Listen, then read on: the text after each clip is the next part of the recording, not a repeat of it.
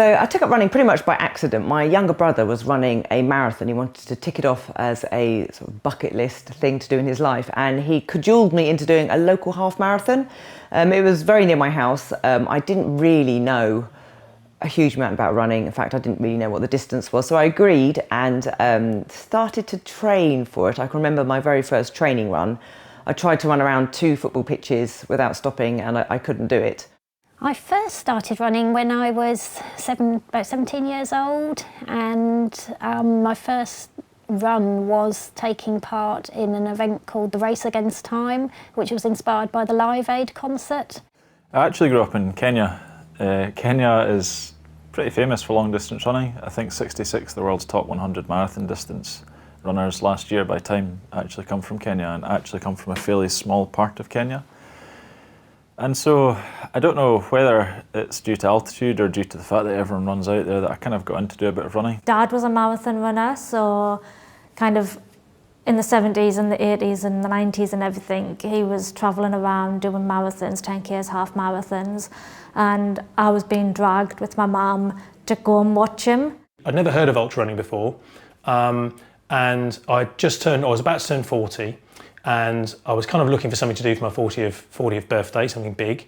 I was doing triathlon at the time, but wasn't really that enamoured of triathlon. I got to my early 30s and decided that I really needed to start doing some exercise because time was marching on. I had my little girl when I was 28. She was born with rare complex heart defects. So in my 30s, I took up running to raise money for charity. I took up running initially when I was probably 8 or 9, started doing cross country at school like most people do, and really enjoyed it and got really into it. And then I kind of left school, went to university, discovered more interesting pastimes.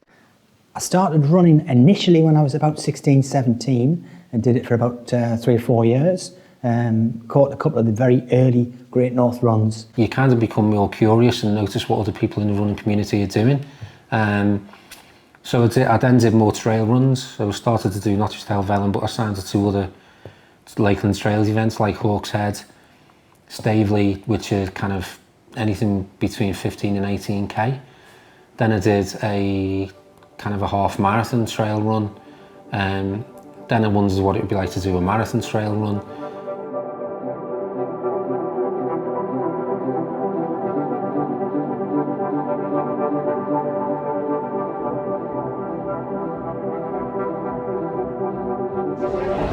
So it's the Lakeland 50, which is part of the Lakeland 50 and 100 weekend, 50-mile ultra that I'm on today. Starts in 20 minutes. Basically all the way from Dalman Estate north of Ullswater, over to Ullswater, and then ultimately across through Ambleside and down to Coniston.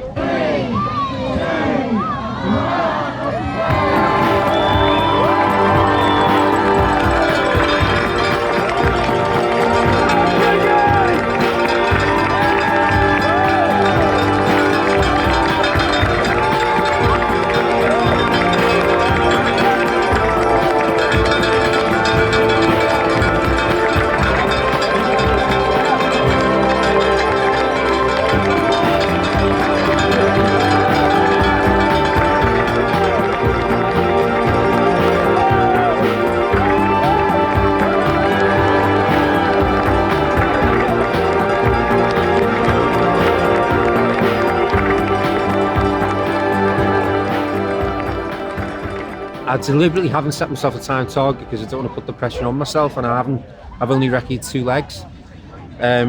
Secretly, I would love to do like 12 hours, but I genuinely have got no idea. I could be doing anything from, I don't know, like 11 and a half to 16, 17 hours. I really don't know. Hi everyone, my name is Ian and I'm the director of this documentary. The reason I'm making this film is because I'm completely in awe of people who can do ultra marathons. So people who can run 50 miles, maybe 150 miles or 250 miles, or even further than that. And that's what this documentary is about, really. It's about how and why they want to push their bodies and their minds into running so far. I'm a bit of a runner myself. I'm used to running sort of 5 miles, 10-mile distances. I've done a few half marathons, and the maximum that I've ever ran before is 15 miles. And for the purposes of the documentary, I'm going to do my first ultra marathon. So an ultra is anything that's classed as being over standard marathon distance, which is 26.2 miles. I'm based in the northeast of England, and the plan is that I'm going to run from Durham Cathedral to Newcastle Quayside and back, which in total is about 30 miles. So effectively, I'm going to be doubling the maximum distance that I've ever run before. So we shall see how it goes. I kind of was doing a marathon every year then, or a couple a year, fundraising, and I started to feel like the training wasn't as hard as it had been originally, so it was feeling more and more comfortable, and I started thinking about going further than marathon distance. I took on a marathon in 2010, and then I think I did one every year after that. And then a friend's mum said to me, "Oh, why don't you do some fundraising?" when I was doing Paris Marathon, and that was 2013. So I'd never really thought about doing anything like that before. So I did Paris, and I thought, well, why don't I do something a bit more extreme than that and try and do a few events in 1 year. I'd done a number of Great North runs in my 40s. I think I'd done about 4, and I was attempting to get under a 2-hour barrier, which I was struggling to do. I was increasing my training, but it wasn't working. So I researched on the internet that if you perhaps did a marathon, it would improve your half marathon time. But once I'd done a marathon, I then got drawn into doing a 50-mile race, which was the Lakeland 50. I took up running again when I got to about 30 and just felt really unhealthy and just wanted to get fit again, and it seemed like the quickest way to do it. And then I kind of quite quickly fell in love with it. For a little while got a bit obsessed with trying to beat my times, and then kind of reached a point where I probably wasn't going to beat my times anymore. So I just decided, well, why not try and push myself in a different way and see if I can run further. So we start off and running around the block is tough, but we get better very quickly. And there's something called the progress principle, which is as you tick off each new thing, you get a dopamine buzz, our reward chemical, and it makes us feel great. And so as you're upping the miles, each time it's something new, it's different, it's an extra achievement. It's a cold and chilly morning in November, quite bright and quite sunny though, which is good. My ultra marathon is going to start here at Durham Cathedral.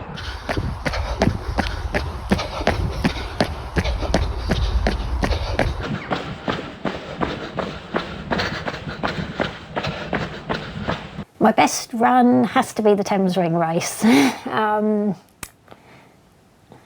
Probably because it really was a huge challenge. 250 miles. I'd only ever previously completed a 100-mile race, so it was a big leap up.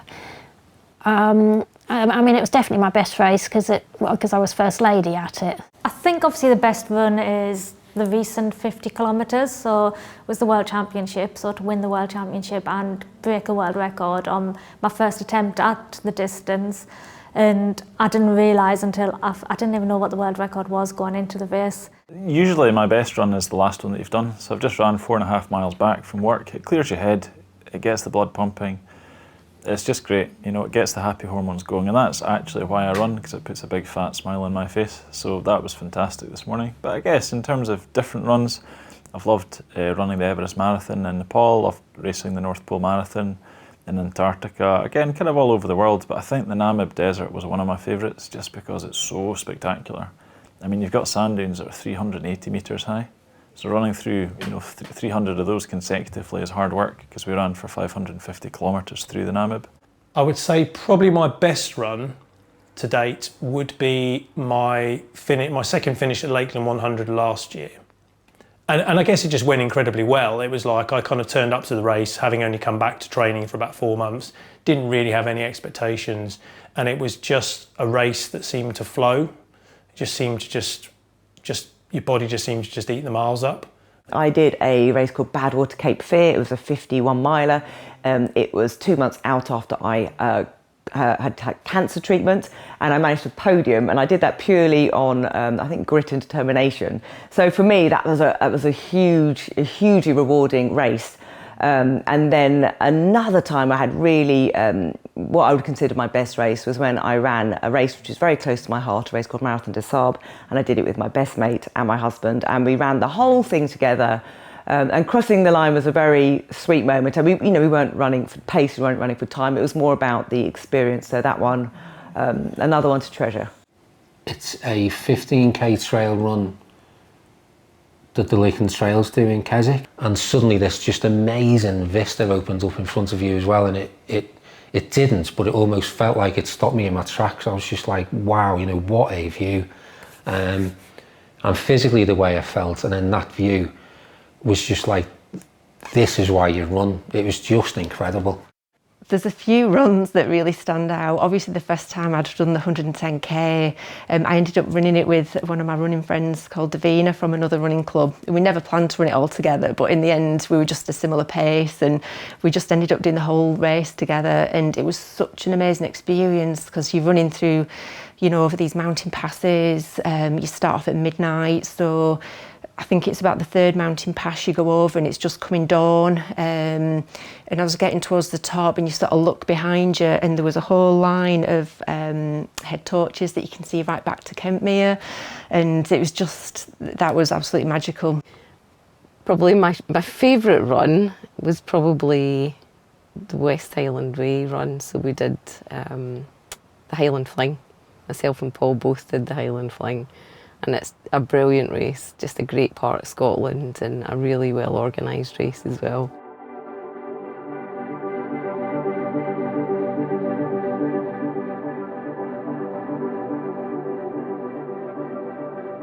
Hi everybody, I'm about 10 mile in now, and I'm feeling pretty good. I've got a little bit of pain in my left knee, but it's not too bad, so things are going okay. So I'm just going to try and keep the pace going and head towards that halfway point.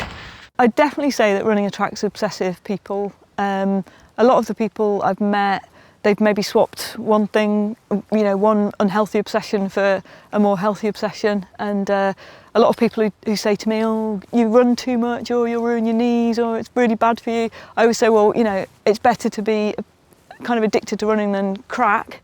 It's not normal to want to run 100 miles, and I think to that extent you have to be a little bit obsessive about it, or about whatever it is that running that sort of distance can bring to you. So yeah, I think it does attract obsessive types. Am I obsessive type? Yes. When I've looked at ultra runners and their risk of exercise addiction, it is very high.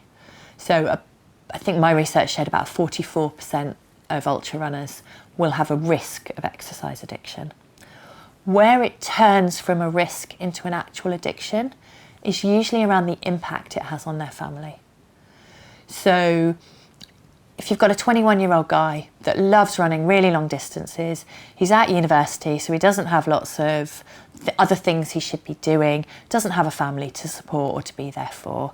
Actually, if they're really into running it, it's not harming their body. It's not a big deal. If you've got a 45-year-old guy who's got young kids at home, who is off running vast distances each weekend, not taking part in family life, causing lots of arguments, risk of divorce, then actually that addiction has gone too far and it's a real issue. Yes to the am I obsessive, without a shadow of a doubt. I mean, there's no way I could say I wasn't. I'm your classic type A. Does it attract obsessive people? I think probably increasingly so. I wouldn't say everybody in the sport's obsessive, but I think increasingly you're seeing now, I mean, I remember when I started ultra running, it was quite a niche sport, but increasingly you're seeing more and more people that are looking to kind of stretch themselves and become more and more challenged. You know, now the marathon's not enough, so people are doing, you know, ultra running, and they're doing Ironman. They're always looking for the next big challenge. I think like Innovate use a convenient strap line on their shoe boxes when you open them up. It says like obsessed is just a lazy word for the dedicated, or it's something like that.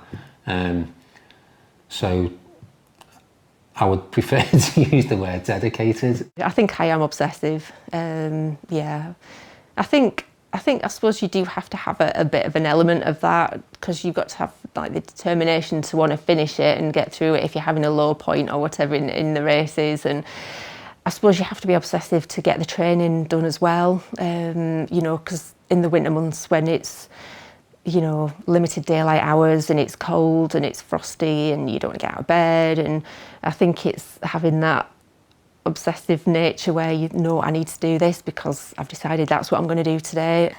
There's definitely a lot of obsessive people in running, and I think it's just kind of the nature. You've got to have some sort of degree of obsessiveness, otherwise you're not going to go out there and be able to do the training, especially the type of training I do. So running kind of, you know, 100 plus miles a week, 110, 120, 130 miles, you've got to be obsessive about it. You get a lot in the elite athletes world, they're very obsessive and they're very kind of ritualised. So they'll have, you know, you've got to tie your left lace first, and they've got to have their lucky number pin, safety pins, and they've got to do this and they've got to do that. But it's kind of like, well, what happens if you lose one of those pins? You know, are you going to have a major freak out? Which I've seen it happen. People do have a freak out because they've lost a pin. And you're like, it's a safety pin, get over it.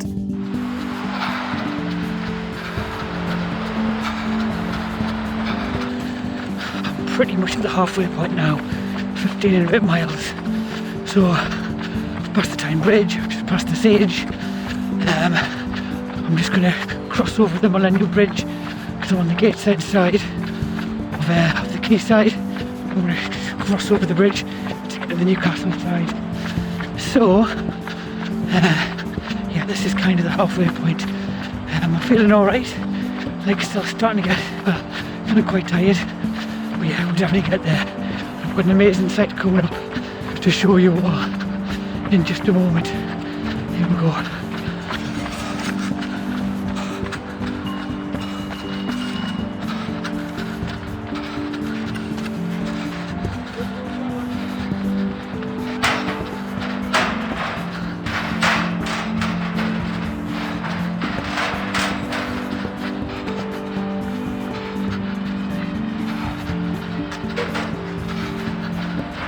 The worst ones, I suppose, are the two races that I didn't finish, that are DNF'd. The two ultramarathons, should I say, that are DNF'd. I just got ill just before each of the races and just tried to ignore it and carry on.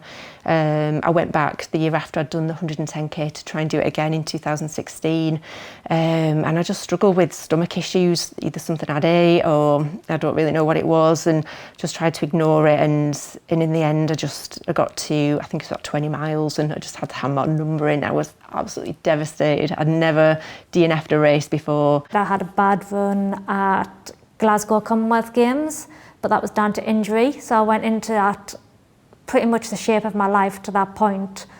High hopes of getting a medal if I had a really good day, maybe even a win. And I was leading through 10 mile and I'd felt a twinge in the ankle, and I was like, yeah, just get on through, man, it's nothing, you can still do it. And it was a 2-lap course. We came through the start finish again and the pain was just getting worse and worse, and I had to stop at 14 mile. And because you're representing your country, your initial thoughts are, you're not really bothered that you're injured or anything. You're just like, I've let everybody down, I've let my country down, let my friends and family down. And like, I came at the bottom of that list and that I've let myself down. I mean, when you're getting out there and going for a run, I think there's some good that comes of it. Might not be at the time. You can think, oh, it's 3 degrees, it's sideways rain, that's miserable. But at least some good comes out of it. I think in terms of the difficulties I've faced, there has never been a race that I've done of any distance that I've never wanted to stop at some point in time, or struggled or found things that I'm finding difficult. And something that a couple of the guys taught me early in my running career was really to actually just break it down. So it's quite difficult to think, I've got another 4,000 kilometres before I get to the Sahara, or I've got another 100 miles with shin splints to accomplish. But if you just break it down to the next checkpoint, to the next 10 kilometres, even to the next lamppost, or even to the next goat, or whatever, then it becomes a lot easier. The Spine Challenger, which I didn't enjoy doing at all. The reason for that was my race preparation was atrocious. I had a lot of work-related travel and stress literally in the weeks and days leading up to it. I remember standing on the start line of that race, utterly shattered and thinking, I really shouldn't be here. I'm not in any fit state to run 105 miles along the Pennine Way in the winter. I think a contracted Lyme disease, either running in the lakes or doing a trail run when I was on a trip with work in Finland around Lake and Woodland. It literally feels like running with really bad flu. So it's like if you had flu and you were made to go out for a run, if it flares up with me, that's how I will start to feel. My worst run is definitely the shortest runs, park run.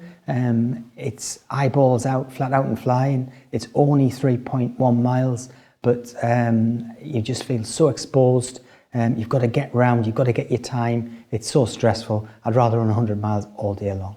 I've had lots of bad runs. I think it's normal to have bad runs. The ones which stick out probably are those shorter runs. They're very defined by time, so I've had some 10Ks where I've just been in the hurt locker and questioned why I even run, and they're 6 miles long. They're awful, really tough. And in terms of the longer stuff, the endurance running, I had a really tough race in the jungle in Peru. It's called Jungle Ultra.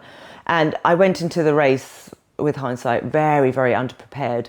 And it was a sufferfest. It was a huge sufferfest, actually, because my kit wasn't, for many reasons, my kit wasn't right, and it was really tough. I actually did quite well in the end, but mentally, that was the only time ever in a race I wanted to stop, and I actually couldn't because I was in the middle of a jungle and had to keep going to the finish. When you start getting into really long distances, when you're 2, 3, 4 hours, you are absolutely going to have some dark times in that. And that's something we work with athletes all the time. Expect some difficult moments. Even the guys doing 2:01 for a marathon are going to have some dark times in there. So if you expect those dark moments, you can kind of handle them a lot better.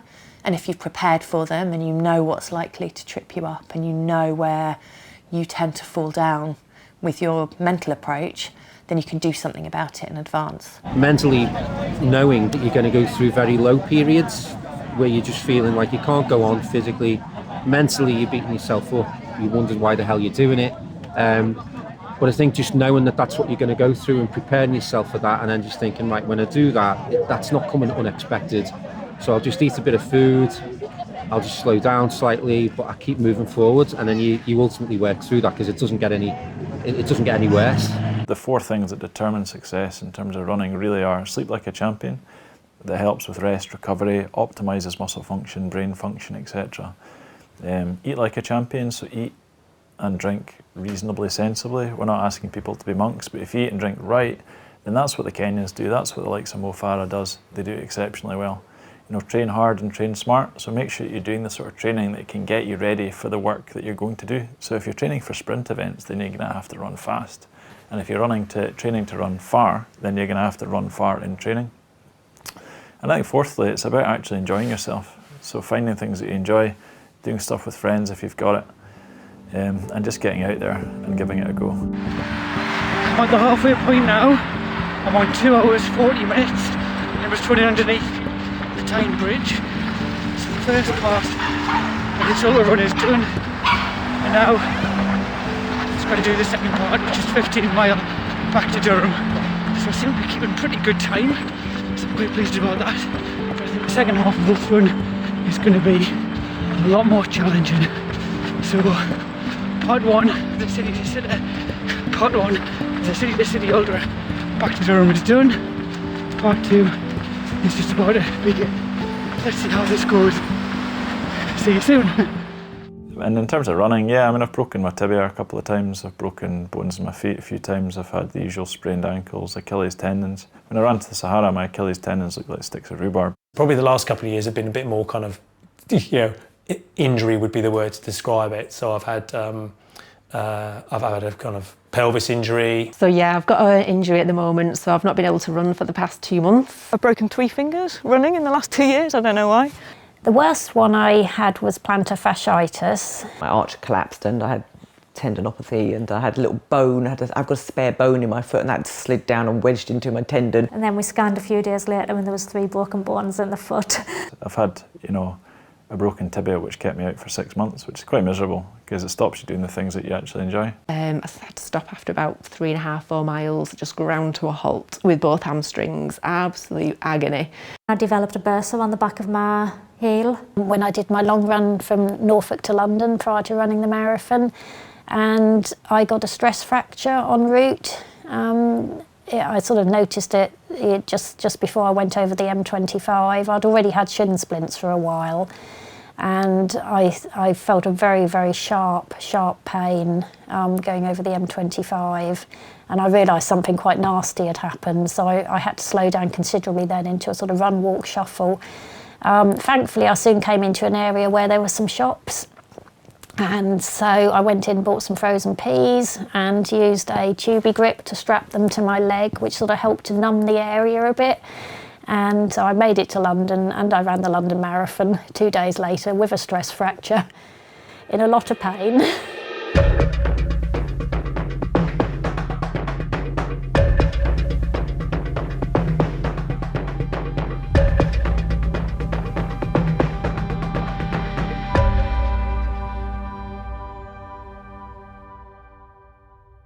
I think a big part of long distance running is you have to sort of live in the moment. So you have to say to yourself that even though this really, really is bad and it really hurts now, in half an hour or an hour's time, it's going to be, I think everything's going to, you've got to think that everything's going to be okay. You've kind of got to go over that hurdle of that moment in time. So it's very much living in the moment.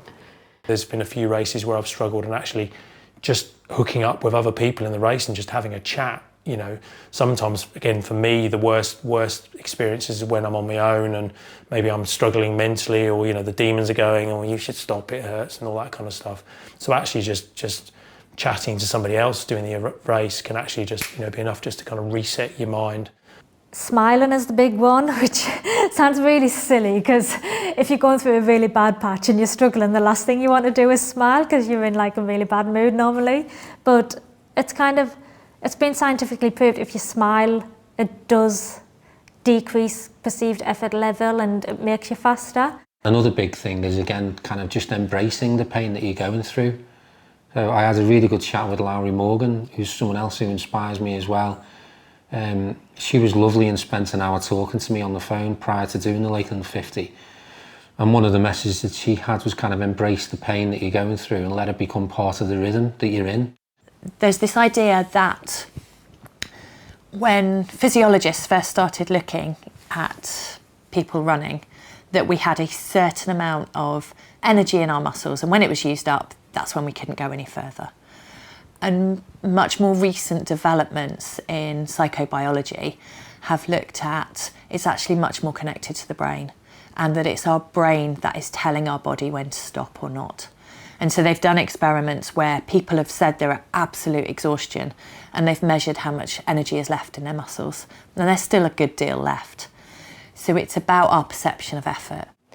It could be something simple, like, if my legs are hurting, I think about how my arms, aren't hurting, like, oh, my arms aren't hurting, my elbow feels fine, anything, lots and lots of distraction tactics. I also put myself out of the race mentally. I'll think about what I'll be doing the next day. So 24 hours time, I'll be, in a bath, drinking a beer. Strength of mind is a really important thing. The longer the race, the more it becomes mental. I think everybody can train physically so much, but some people just set themselves apart by just having that kind of mental strength and resilience, I suppose. Resilience is a huge thing in ultra running. I don't know if I ought to say this actually on film. Do you? Okay, here we go. Recently in the Thames Ringer race, I had the horrible experience where I was sick at about 30 miles, and I managed to overcome that. And then it was a few hours later, I was going through a really low time, really struggling, because I could feel myself chafing, even though I'd sort of put Vaseline on really well in you know, in sort of various areas because of the heat. I could feel myself really struggling, and I was going through a real low time. I was about mile 70 and I was so sore. But at that point, you know, I think on these long events you have to sort of think, how are you going to get out of this situation, and you know, what sort of skills or what can you do to get out of this situation. I suddenly had the brainwave. I thought, well, I don't need to wear my knickers, so I can just stop in a quiet corner of, you know, Richmond Park and check there's nobody around. It was about 2 o'clock in the middle of the night, so there was nobody around, so I just did a quick whip off came my knickers, back went my shorts, and I was perfectly comfortable again. So problem solved. This is what happens on ultras. You know, you don't dance along all pretty and kind of like, you know, finish smiling of roses in your hair. It's actually, sometimes it's really grim, you know, and you have to deal with all sorts of sort of bodily problems and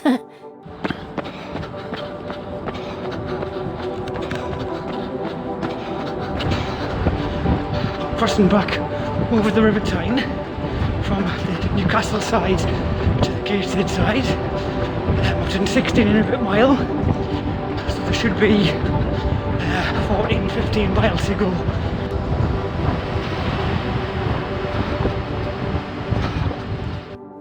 I think ultra running can help with like mental and physical health from the point of view of it really is a lesson, and because it always comes down to putting one foot in front of the other, keeping moving forward, and that analogy of just, you know, persistence, keeping going.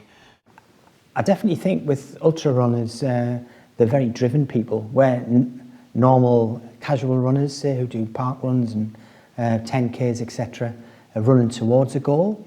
I think ultra marathon runners are perhaps running away from things a little bit. Again, I mean, I've perhaps got two roles. You know, my first is as a runner, so I can experience it myself. The second is as a scientist. So I'm a medically trained doctor, I'm a general practitioner, I'm a consultant in sport and exercise medicine. I'm also a researcher, and I've worked in the government on physical activity for health. And the science is conclusive, and it's growing all the time, that essentially regular exercise, be that through running, is extremely beneficial for health, for mental health, and for well-being. So there is lots and lots of research now coming out about the mental health benefits of exercise.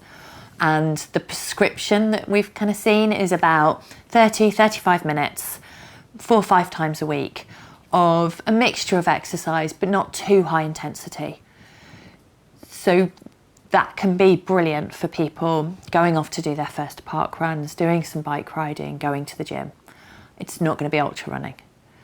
But absolutely, there is lots of great research about how it reduces depressive symptoms, and actually to the same level of taking a pill.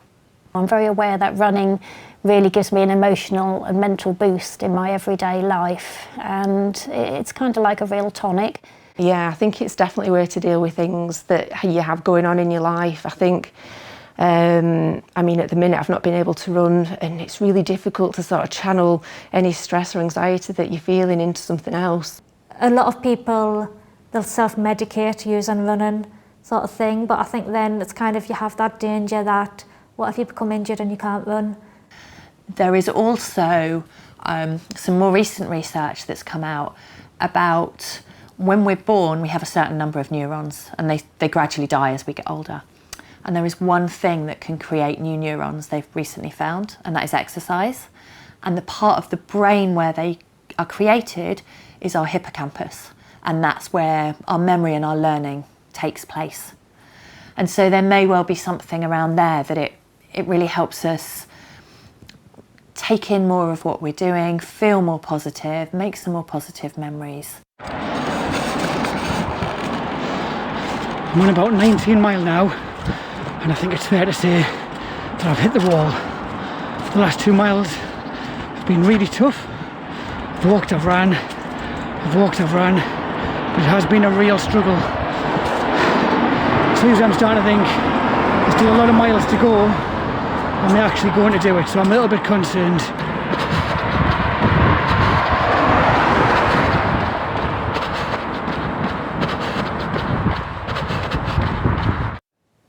I do think that Lyme disease is part of why I'm doing it. it certainly was. So when my body crashed in mid-2013, you know, I had no idea what I'd be able to do after that. I'm saying that because I was like completely bedridden, took a long time off work. It had a massive impact on my career in like a short and medium term. And in many ways doing the Ultra in 2015 was almost an answer to that. It was like basically a finger to it kind of thing. Do you know what I mean? In terms of it's not going to stop me doing things.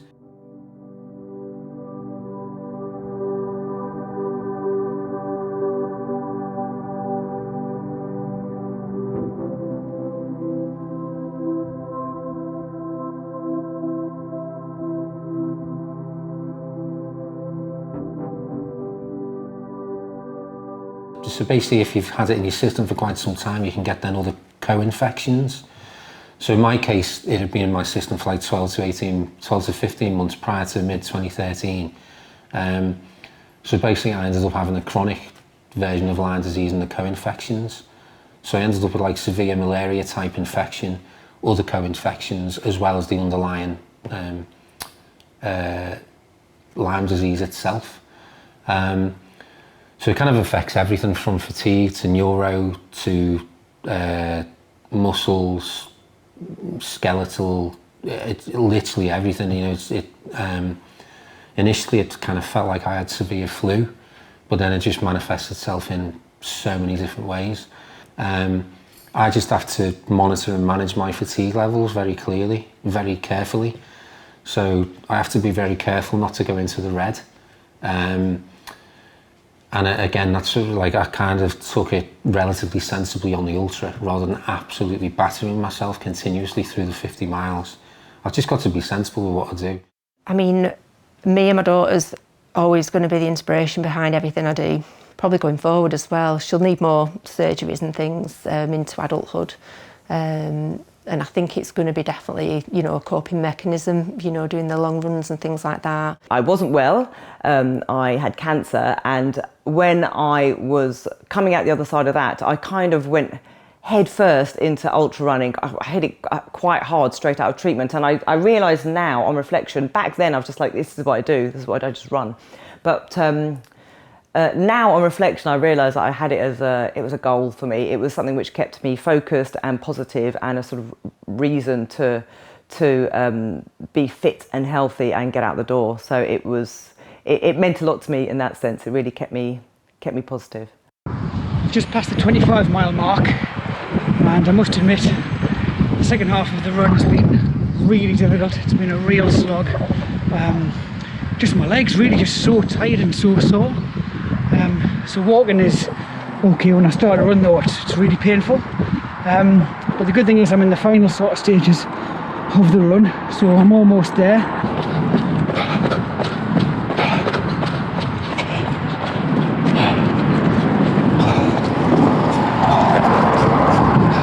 Ultra running is becoming more popular because people are seeing people like them succeeding at it. The best thing about ultra running is it's very possible for people to go from the couch to running ultra marathons if you take it slowly enough.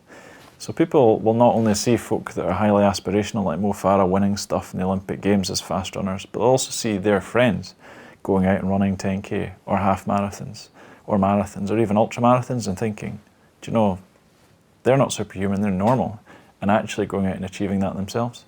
Do you know what, when I started running, I wasn't sure if there were just, you know, if it was just the world I was inhabiting and I was suddenly aware of more of these sorts of races. But actually it turned out when I started ultra running, there were 17 ultra marathons in the UK. This is, 2011. And now there are like, I don't know, 300, hundreds of them. It's increasingly popular. I think it's a combination of, a few more people are picking it up, and then obviously with social media being what it is, it's just become a little bit more exposed. We've got documentaries like Barkley, and people are just more aware of it. There's 12 sources of confidence that we get with our running. One of them is about the confidence we get from other people. And so it's, if I see Paula Radcliffe running, amazing, love watching her, she doesn't inspire me because she is just way, way beyond my league. I'm never going to be like her. I don't have her physiology. I don't have her mindset. So it's great to watch, but doesn't inspire me.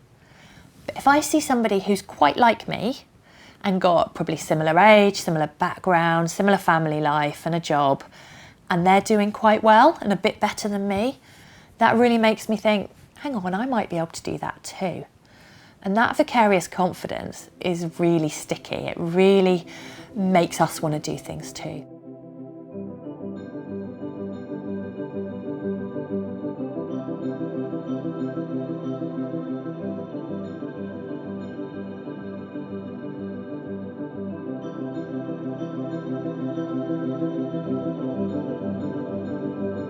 There's something about women who can do well and can perform at a very high level, and the longer the distance, they're up there with the men, they're winning, you know, they're running as equals. On a physiological point of view, we've got more fat stores, so we can kind of feed our energy a bit more, sort of thing, where men have typically lower body fat, so they're going to run out of glycogen quicker. There's some absolutely amazing women out there in the sport, and you know, I've been watching the winter spine race and then the summer spine race, that they were both won by women outright. I think as well, once you stretch the distance as well, it's less about speed and more about managing yourself. So yeah, there is a speed differential. A lot of women are kind of realists, you know, they kind of think, I would like to do X race, but I know that I'm not quite there yet. I think I'm going to train until I feel like I'm at this point and then I'll enter the race. Whereas I think some men and some women as well can be really bullish and just kind of go, oh, you know, I know in Dragon's Back, you know, people kind of said, oh yeah, I've never really done a mountain race and I've never really done this or that, but you know, I've run a marathon really quickly. Sharon Gate are doing the Land's End to John O'Groats, and it's like, you know, it's not just slicing seconds off even there, they're like, something like that, when they get broken by large chunks, sort of thing. But if you're a good, capable woman runner, then, you know, over 100 miles or over any sort of ultra distance, then actually, you know, the difference in times, you know, come down. And I mean, you see it in the marathon, you know, the difference between the male and female marathon record, you know, comparatively is fairly close. Well, you know, you stretch that race out, then I think those times get closer and closer. And there are some women that are just doing phenomenally. I wonder whether it's this idea of being able to put things in more context as you get older, as you are running further, particularly if you've had children. Running is fantastic, but it's in context with other parts of your life. And so I wonder whether that plays a part in it. I've always joked about I was terrified getting into the 40 to 45 age group in triathlon, because that's where the really tough women are. They've all had their kids and they really know how to hurt. And yeah, I'm in that age group now and they're tough. So I do wonder if there's something around children in the mix, and it's often the women we see who are doing really well who've had kids. You know, looking at women like Nikki Spinks, Jasmine Paris, Lizzie Hawker, just fantastically strong kind of mentally. Not that men can't be strong as well, but I think just lots of elements kind of come together. And you know, I think obviously there's a kind of outliers like Jasmine Paris and Sabrina Verjee who are kind of winning races outright, but that's not generally happening across the board. But I think, you know, if you look at something like the Lakeland 100 or some of the other kind of big ultras, you are increasingly sort of seeing women creeping into, you know, the top 20, the top 10. 1 more mile into Durham. I'm on about 5 hours 45, and I've ran about 30 mile. The last 15 mile have been a real slog. Walking, running, so it's been really tough. And I must admit, on the way down, I've been pretty much agony. But there's not much more to go. 10-15 minutes and I should be done. So I'll see you at the finish line.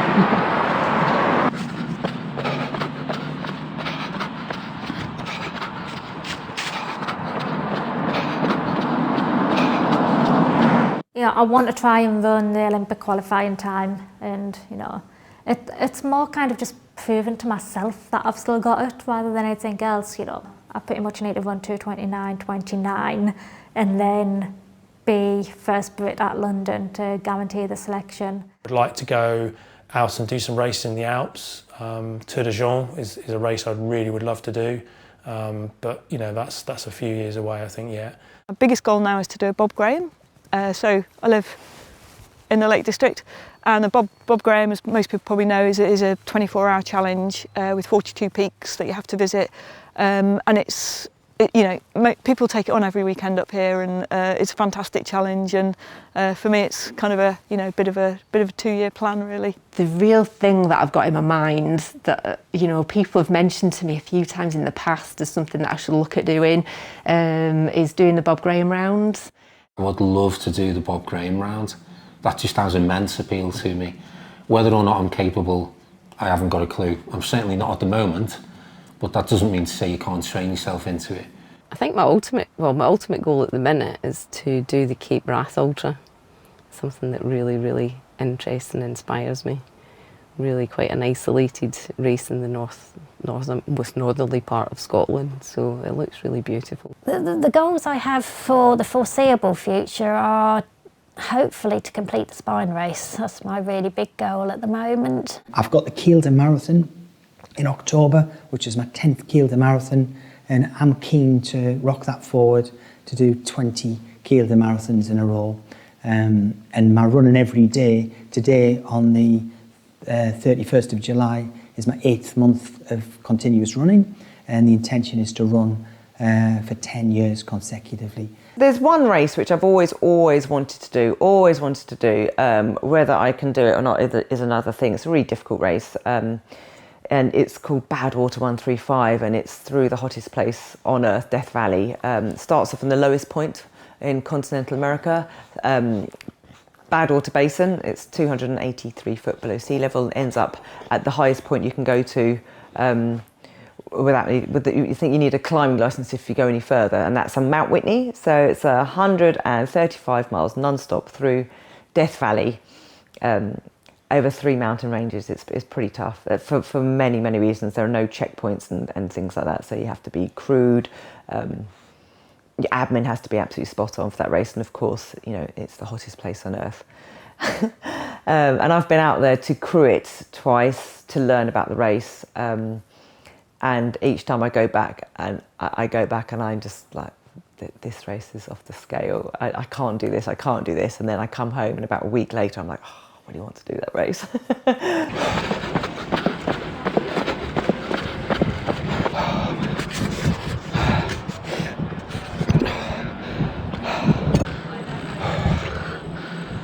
Right, 6 hours later, 31.5 miles later, finally did it. Back to Durham Cathedral. That was really tough. Legs really, really sore. Yeah, the first half felt alright, kind of got out of Newcastle, not too many issues, but on the way back here, it just all kicked in. It became just an absolute struggle. So I'm very, very glad that that's all over. It's my first ultra run. Not really too keen on doing another one, certainly not at this moment in time, but you never know, we'll see.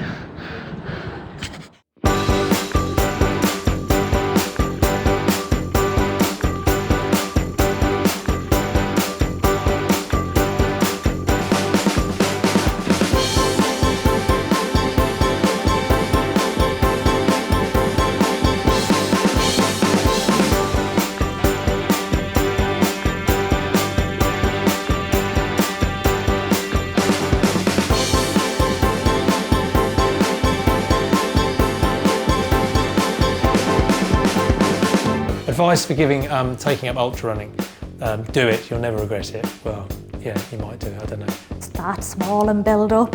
So, if you're considering taking up ultra running, hopefully you're already doing some form of running.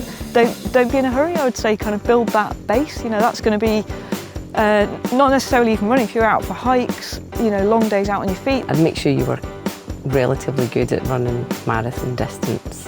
I think accepting that it's going to hurt as well. Do a bit of research on the route and where you're going. That doesn't mean you have to do recce's. I've done very little of that in the 2 ultras that I've done. I would stick your flag in the sand and pick a race. I would start with a distance of probably 30 miles to 35 miles. Somebody came to me and they wanted to do an ultra. My first bit of advice would be I'd be delighted for them. I'd want to help them and encourage them into it. So my advice to anybody that wants to take up ultra running is to not be intimidated and just do it, just sign up for it, because you won't believe what you'll be capable of. You know, you can run from 3 to 103. You can run wherever you want, and that's all you really need. You need a pair of shoes, some clothes, and you're good to go, and that's the beauty of running, it's so accessible.